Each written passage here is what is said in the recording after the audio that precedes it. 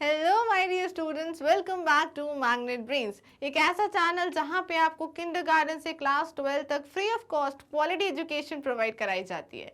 इतना ही नहीं, अगर आप स्टेट बोर्ड पे पढ़ना चाहते हैं तो मैग्नेट ब्रेन्स हिंदी पर आप पढ़ सकते हैं, जहां पे आप MP board, UP board, Bihar board, Rajasthan board, Delhi board भी आप पढ़ सकते हैं। इसके अलावा अगर आपको नोट्स चाहिए, बुक्स चाहिए, तो वो भी आप उसका फ़ायदा भी उठा सकते हैं, क्योंकि उसकी लिंक ऑलरेडी डिस्क्रिप्शन बॉक्स में अवेलेबल है। So kindly check. सो अब बढ़ते हैं आज की क्लास की तरफ। सो स्टूडेंट्स, हम पढ़ रहे थे क्लास 5th में chapter number 5 seeds and seeds. ये जो चैप्टर है आज हम कर रहे हैं फिनिश। इस चैप्टर में जो टॉपिक हमारा लास्ट बचा है वो है व्हाट वी हैव लर्नड। यानी अभी हमने इतना बड़ा चैप्टर पढ़ा, तो इतने बड़े चैप्टर में से हमने क्या क्या चीजें लर्न की, क्या क्या चीजें हमें समझ में आई, जिसमें हम 2 क्वेश्चंस करेंगे। और 2 क्वेश्चंस में ये मान के चलो कि ये है सबसे ज्यादा इंपॉर्टेंट क्वेश्चंस। क्यों है इंपॉर्टेंट क्वेश्चंस? क्योंकि ये आपके पूरे चैप्टर में जो इंपॉर्टेंट टॉपिक थे उनसे ये 2 क्वेश्चंस हैं। ठीक है, तो इनको हमें ध्यान से पढ़ना है, जिससे कि आपको ये चैप्टर जो है क्लियरली समझ में आया है कि नहीं, हमें समझ में आ जाएगा। तो इसमें कुछ नया नहीं पढ़ेंगे, पर जो पढ़ चुके हैं उसको रिवाइज कर रहे हैं, तो इसलिए आपको ये चीजें भूलनी नहीं है और आपको मुझे खुद ही आंसर करना है। ओके स्टूडेंट्स, तो मेरा नाम है खुशी, पढ़ाती हूँ आपको क्लास 1 to 5th EVS यानी कि environmental studies. So without wasting time हम स्टार्ट करते हैं आज की क्लास। ओके, सो सबसे पहले इसमें क्वेश्चन क्या है कि Reena has drawn this picture of the seed sprouted bye हर। अगर आपके पास कोई सीड है, सोचो, तो वो अगर मान लो ये है सीड, अब इसको आपने स्प्राउटेड करने का, तो आपको पता ही है, आपने एक्सपेरिमेंट किया है, तो ये जो है मान लो एक स्प्राउटेड हो गया।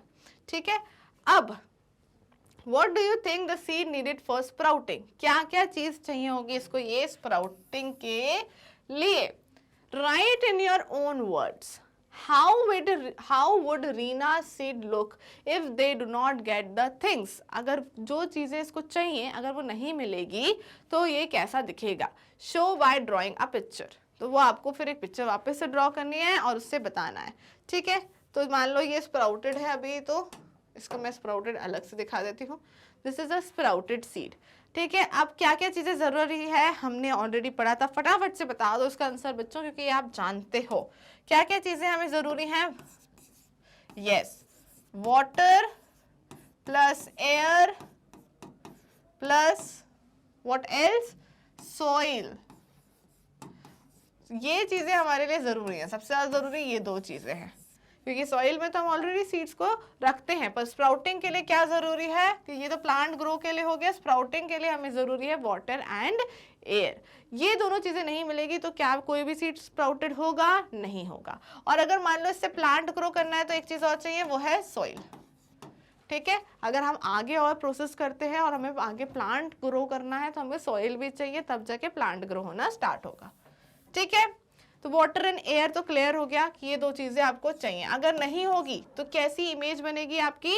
सिर्फ नॉर्मल क्या होगा, एक सीड होगा और तो कुछ होगा ही नहीं, स्प्राउटेड ही नहीं हो पाएगा वो। ठीक है, सो इसको एक बार लिखोगे कैसे वो और मैं बता देती हूँ। इसका आंसर होगा water and air are required for the germination of the seed. The seeds would not show changes in the absence of water and air. अगर आप वाटर एंड एयर उसको नहीं मिलेगा तो सीड बिल्कुल सीड ही दिखेगा, कोई भी चेंजेस आपको उसमें देखने को मिलेंगे ही नहीं। सिंपल है। ठीक है, तो ये आंसर आप नोट डाउन कर लीजिए, सिंपल लैंग्वेज में ही है, इसी को लिख सकते हैं। ठीक है, नेक्स्ट क्या है? How do seed spread to far off places, right in your own words. ये नेक्स्ट इंपॉर्टेंट टॉपिक है कि हमने ये पढ़ा था कि अगर कोई भी पेड़ है, कोई भी ट्री अगर है, ठीक है, उस ट्री में क्या होगा, वो ट्री में अगर उसके जो वो हैं सीड्स हैं, अगर वो वहीं गिर गए आसपास ही कहीं पे, तो ये ट्री जो है वो घना ट्री है, अगर ये सीड्स यहीं गिर जाएंगे तो इस सीड्स को क्या नहीं मिलेगी, एक तो क्या नहीं मिलेगी स्टूडेंट्स, प्रॉपर सनलाइट नहीं मिलेगी। क्यों नहीं? देखो इस पेड़ तक पहुंच रही है, अब इस पेड़ की छांव से इन तक नहीं पहुंच पाएगी। ठीक है, बारिश हुई, मान लो बारिश हुई, तो इस पेड़ को तो मिल रही है, पर इस पेड़ की छांव में ये फिर छुप जाएंगे, इन्हें बारिश भी नहीं मिल पाएगी। तो क्या दो चीजें नहीं मिल पा रही हैं? और प्रॉपर एयर, प्रॉपर जो एयर होगी यहाँ से आती हुई, यहाँ से आती हुई, वो किसको मिल जाएगी? इस ट्री को मिल जाएगी, पर प्रॉपर एयर वो सीड्स को नहीं मिल पाएगी, क्योंकि ये जो ट्री है ये घना है। तो इस घने ट्री के नीचे अगर कोई सीड गिर जाता है तो उसको हर एक चीज़, ना सनलाइट प्रॉपर मिलेगी, ना वाटर प्रॉपर मिलेगा, ना एयर प्रॉपर मिलेगी। तो क्या वो सीड ग्रो हो पाएगा? नहीं हो पाएगा। तो इसलिए ये सीड क्या हो जाएगा? फिर वेस्ट हो जाएगा। तो इसलिए क्या होता है कि ट्रीज के जो सीड्स रहते हैं उन्हें वो दूर दूर स्प्रेड करा जाता है। अब यही आपको आंसर बताना है कि हम ऑलरेडी वैसे पढ़ चुके हैं कि ऐसी क्या चीज़ है जो इन सीड्स को दूर तक स्प्रेड करती है। कौन सी चीज़ें हैं हम ऑलरेडी पढ़ चुके हैं स्टूडेंट्स। एक तो होता है, सबसे पहले हम अपने को ही काउंट करेंगे, ह्यूमंस, है ना। सबसे पहले क्या होते हैं? ह्यूमंस। ह्यूमंस कैसे? समटाइम्स नोइंगली और समटाइम्स अननोइंगली। ठीक है, नोइंगली कैसे? कि उन्हें पता होता है उनके क्लोथ्स में स्टिक होके आता है, तो लिख लो इसमें क्लोथ्स। और कैसे? और बाय सीड्स। और कभी खुद ही खरीद के भी ले आते हैं ह्यूमंस, तो इस तरह से भी वो ट्रैवल कर लेते हैं। नेक्स्ट चीज़ क्या है? नेक्स्ट चीज़ कैसे आते हैं? Through air. एयर कैसे? फ्लाई करके, फ्लाइंग। ठीक है। नेक्स्ट क्या है? वाटर। वाटर में कैसे आते हैं? फ्लोट करके, यानी तैर के आ जाते हैं। पेड़ से कोई बीज, मान लो पेड़ है, नदी के किनारे है, वहां से कोई बीज गिर गया पानी में, तो वो तैरता हुआ दूसरी जगह पहुंच जाएगा। एंड सम सीड्स जो कि लाइट वेटेड होते हैं वो फ्लाइंग करके आ जाते हैं, वो तो मैंने बता ही दिया। ठीक है, वाटर में फ्लोट करके आते हैं और एनिमल्स के थ्रू भी आते हैं, थ्रू हेयर। और कैसे? sometimes they carry on their mouth also, so sometimes they carry, sometimes they carry।